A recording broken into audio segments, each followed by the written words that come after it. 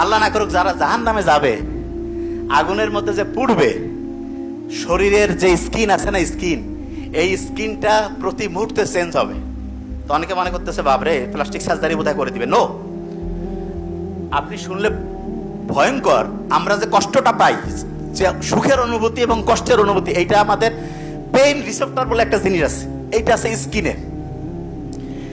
স্কিনটা যদি পুরে ছাই হয়ে যাইতো, আর যদি আল্লাহ এটাকে রিপ্লেস না করতো, তাহলে কিন্তু আপনি নতুন স্কিন না হইলে একবার কষ্ট পাইছেন, একবারে ওই পুড়তেছেন, অত আর ব্রেইনে অনুভূতিটা আসতো না।